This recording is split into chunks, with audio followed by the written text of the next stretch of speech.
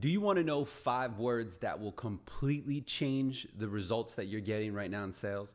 And these 5 words, I'm actually going to give you a couple sentences that utilize these 5 important words. And right now I'm shooting on a live stream because I'm testing out the hardware and also the software that I got right now. Because as you know, every Thursday I have Breakfast of Champions. And just last week I had some technical glitches that cut off the episode. And so I want to make sure that this is working correctly. So if you're catching me on the live stream, good morning to you. Happy Wednesday. And these 5 words, or these sentences that only consist of 5 words, if you utilize them today, you're going to be able to capture the attention from your prospects, and it'll help you deliver a couple more sales today. And what would that mean for you? What would a couple extra sales mean for you today? What would that do to your bank account? What would that do to your mindset? And what would it do to your momentum as we go into the middle of March? And man, time's flying by so fast. I can't even explain how insane it is, especially when you're keeping yourself busy. For those of you who follow me on the Instagram channel as well as the Facebook channel, you may have seen in the live stories everything that I've done that mounted up to this. So the reason why I'm wearing this gear is because I'm just coming from the gym. I'm inside the new studio. As you notice, the new background. I'm not inside the home office anymore. I've cut out a section of my garage, completely gutted and redid my garage. Have a darker background so it fits and it's in the works. So please be patient. But inside this video, I don't want to stop, delivering some value. So I'm going to share with you a couple sentences that's going to increase your sales today that only consists of 5 words. So let me give a little bit of a backstory as to the reason why I'm putting this together. From what I know, just based on my experience, whenever you talk to a lead, whether it's an outbound or inbound, I think it's super important to properly set up the expectation. And this is why throughout my content, you may have heard me talk about driving the conversation. The reason why you want to drive the conversation is because if you leave it up to the prospect to drive it for you, they're going to take you down paths and in routes that go in a direction you don't want to go. And typically that has to do with objections, right? Objections about rate, costs, fees, how much time it's going to take from them. And so what I've learned is that when you have the foresight to be able to melt those objections before they occur, you have a better chance in actually converting that prospect into a sale. And so let me give you an example. So even if you're calling an outbound, whether it's a prospect or a realtor or a broker or a referral partner, and you're just trying to drum up business, right? So typically nowadays we're meeting them through outbound sales. Now, a lot of companies can't afford aggregate or internet leads, and tell you the truth, a lot of loan officers don't like to deal with aggregate leads. So I'm going to really focus on outbound content. And just to kind of switch it up, I'm going to share with you, ways that you can actually contact a realtor, right? Because I think that a lot of the audience right now is trying to figure out, well, how do I create these referral partners? And so just like a prospect, you would talk to a realtor in a way where the process is already in motion and that you were meant to call them. Where I think that a lot of loan officers fail is because we'll actually contact prospects or realtors and ask if we can take up their time or ask if we could sell them. And when we do that, we unknowingly position ourselves with the disadvantage of asking permission. And I think that if we can have at least an idea of what it's like to be on the opposite end, and this is where empathy comes in, I think you're going to be able to position yourself a little bit more favorably. So let's say in this example, I work for a retail outside branch, right? And let's just say my manager is Ray, and that's the guy who runs the branch, right? And I'm calling out to realtors, and I have a realtor by the name of Jim. How would my call to Jim sound like? Well, what I want to share with you is how the typical call to Jim sounds like, how the typical call that's being advised by your sales trainer or even maybe your sales manager to contact the realtors, and it sounds something like this. So the typical way is, hey Jim, my name is Daniel. I work with the greatest company in the world. I wanted to know if you and I can meet up for coffee. Maybe we can maybe I could drop by your office. And I'd like to talk about how we could work together. I'd like to maybe inform you about these new cool DPA programs, these down payment assistance programs. Would you have time to meet up for coffee anytime this week? And typically, again, that's basically the mainstream approach in so many words, right? You might add a few sentences in there that's a little bit tailored or specific to you, but nonetheless, at the end of the day, it's really asking for permission. And so the remastered way, if you understood and went in it with more of a strategy, and you had empathy with understanding how the realtor is going to perceive that message, or your prospect's going to perceive that message, you'll have a little bit of kind of an advantage to where you can be proactive and actually position yourself more favorably. So the remastered way would sound something like this. Hey, Jim, my manager, Ray, asked that I give you a call. He wanted me to reach out to you because we're doing a campaign within Orange County, and we noticed that you got a couple open houses up. And so we're thinking about including a couple other referral partners. I have access to a ton of pre-approved buyers. And if you got open houses within this area, I wouldn't mind shooting them over to go see your property, but I need to make sure that we are a good fit. And what I mean by good fit is that I can trust you. You're not going to refer my clients or my buyers to your preferred lender or your loan officer friend. Now, if we find that you're a good fit, then we'll be more than happy to invite you into our campaign, which can flood you with pre-approved buyers. Now, I say pre-approved because they're not pre-qualified. These are pre-approved, pre-underwritten. Everything's been scrubbed. The pre-approval letter that they hand you is basically as good as cash. But we need to make sure that we're a good fit. So I'm going to be in your area tomorrow between 3 and 5 o'clock. What time can we meet up just for a few minutes? And I want to be able to get an idea of where you're at. And that's how the approach happens, right? And so it's already in motion. Do you see the difference between asking permission versus enforcing it? And so let's say Jim says, yeah, I'll be around, go ahead and stop by. Or yeah, I'll be around, let's meet up for coffee. You're already positioning yourself in a more advantageous way because they're not expecting you to come and ask them for business. You've actually dangled carrots in front of them and showed them how to get more business. Does that make sense? So ultimately what you're doing is you're playing to their wants. And so what the realtor wants is access to more leads. They want access to more business. What we sometimes miss out on because we're given these resources or we're given these scripts from people who aren't in sales like you and I are, is that we're asking for permission to meet with them. And you have to understand that these realtors are being approached by every other loan officer asking the same exact question. And so if this realtor went on 5 coffee appointments with the last 5 loan officers and they sound just like you, they already know what's to come. That makes sense? And so let's say you go ahead and meet with them between 4 and 5 the next day, right? And so how does that call sound? Or how does that engagement sound? How does that meeting, what does that meeting sound like, right? And so the meeting, first off, if you notice what the 5 words were in the sentence, is that what we're going to do, right? And so that's a 5-word sentence that helps you set up the expectation.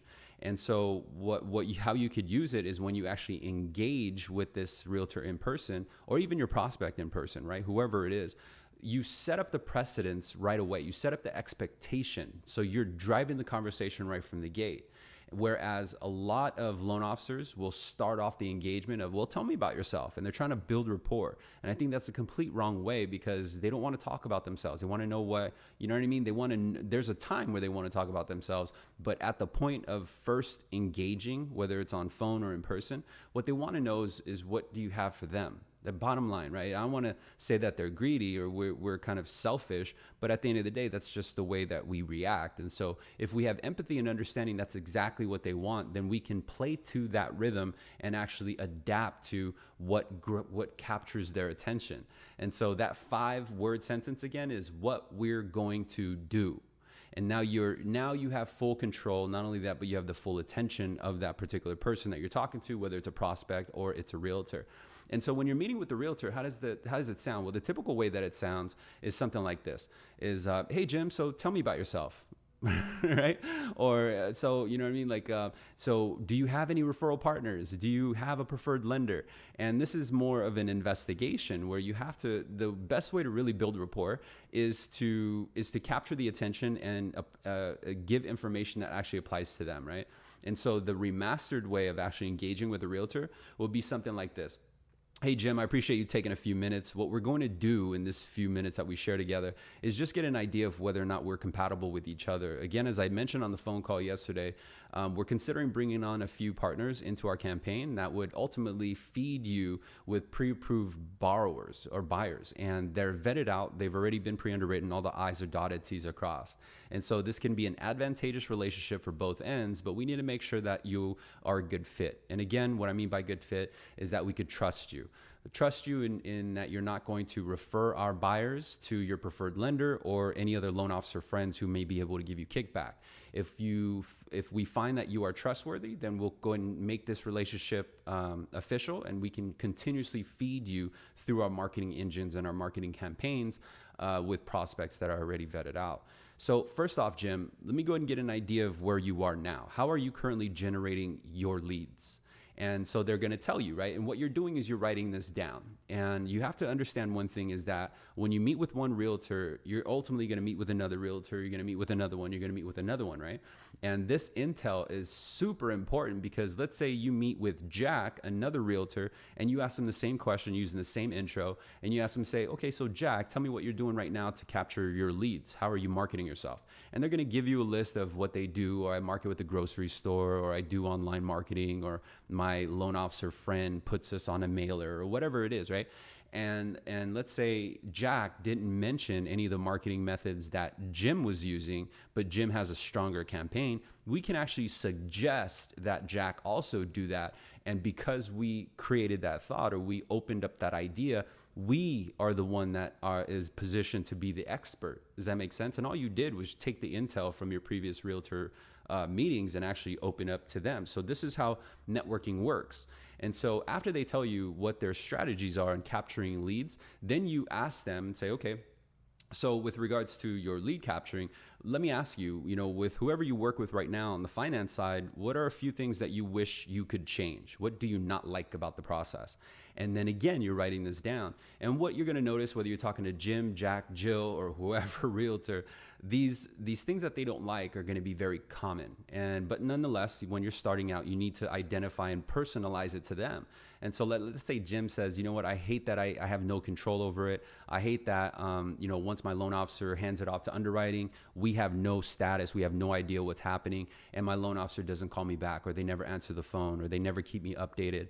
And so these are things that you're writing down because this is the leverage that you're ultimately going to use when you're pitching to that realtor for referral business, right? Because you're just going to use the same words. It's very similar to how we sell prospects. All we do when we sell prospects is we repeat and reiterate the words that they tell us, and because they are emotionally tied into those words, they feel a little bit more emotionally bought in. And so we're doing the same exact concept with realtors.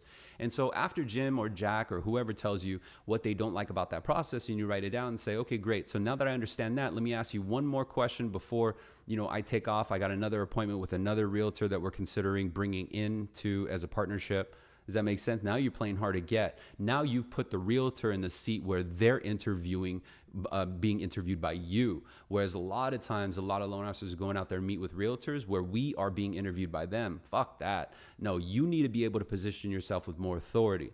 And so I'm going to teach you how to do that in a second. But that's I'm on my way to go meet with another realtor. His name's Jack. We're thinking about also bringing him on.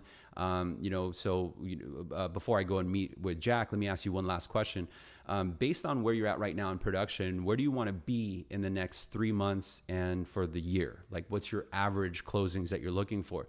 Now, this question is very important because if they tell you that, oh, I don't know, then that's someone that you understand how much energy to put in because they don't have a given path. They're kind of just going about, and they may not necessarily be a producer. But it's okay, though. You still want to engage with them because you could use them as sparring practice. Does that make sense? You can engage with them. You can use your scripts on them. And it's okay if you don't make any business with them because they probably weren't doing any business anyway. They're not ready yet. And so, but if they tell you, they say, oh, I need to do at least 5 to 10. You want to pay attention to the words. Again, much like prospects, they're going to tell you, I need or I want. And if they say, I need, you're going to notice where their mindset is, right? So they really need to close 5 to 10 per month. But if someone says, I want to close 10, and you find out that they're currently closing 1 to 2, then they're just dreamers, right? But nonetheless, they're still valuable because at least they're dreaming about a higher goal. Whereas the other realtor who said, I don't know, they have no really given path. And so if you find out that Jim needs to close 10 per month, and right now he's closing about 5, and you get an idea that at the end of the year, he wants to close 120 closings for the year, right? And say, okay, great. So I appreciate your time, Jim. What I'm going to do is get back to the office with Ray. We're going to look at a couple of the candidates that we're thinking about bringing into our campaign as a referral partner. And if it seems like you're a good fit, then I'll go ahead and give you a call back. All right. You have a great day, and you walk away.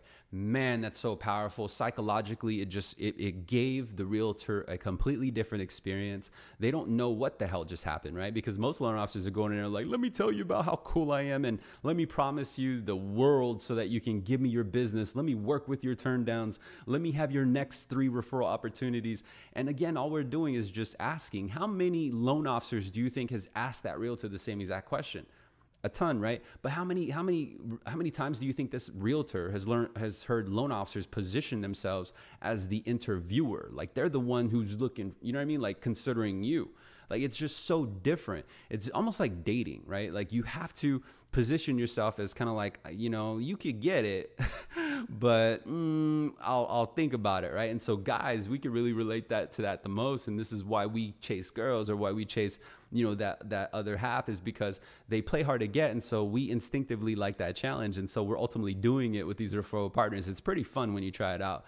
But anyway, so when you give the follow-up call and you're actually talking to Jim, you know, you want to then actually tell him or tell her and then everything that they just reiterated to you, so that everything that they told you about. And so to catch that, I'm going to go and share that in another live stream, because I want to be able to wrap this up. I'm going on about 30 minutes, but you got a very, very tactical way of actually opening up the conversation with a prospect or a realtor.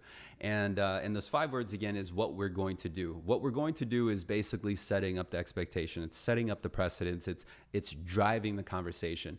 And I'll throw in a bonus. Here's another sentence with only 5 words that's really going to help you funnel the conversation to identify and extract exactly what motivates them. And it's this. It's if I could, would you? Right?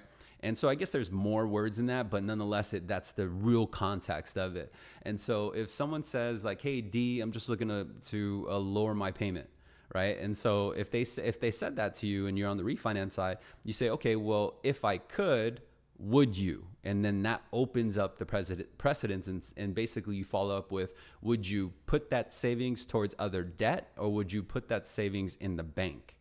And that's going to give you a good idea of where they are psychologically, right? Because if they say, I'd rather put it in the bank, you already know that they may not have any debt, or they're focused on replenishing savings. And so you could tailor your conversation. Now, on the flip side, if if you're talking to a buyer, right? Like a prospective buyer, and they said, I want to get pre-approved for $600,000 because I'm looking at houses within this specific area, then you could say the exact same thing and funnel them into the concept of figuring out, well, why that's important, right? And so say, if I could get you approved for the $600,000, would you be comfortable with the monthly payment? And so now they need more information from you, and you're capturing that attention to keep them more engaged with you. But here's the reason why this works, is because whenever we deal with prospects or we deal with realtors, their attention span is very short. And so when you think about systems, if you've ever been in like IKEA, if you've ever been to IKEA is huge, right? And you'll notice that on the floor there's footsteps, is because there's a system. They got to keep you on track. And that's IKEA's way of driving you through the entire store. Because if you got that shiny object syndrome, you're like, oh, look at that. And then you start walking through openings and walls. What happens? You get lost, right? You end up going into different departments that has nowhere to go. And next thing you know, you're like looking around like some old person in the parking lot, like, where's my car?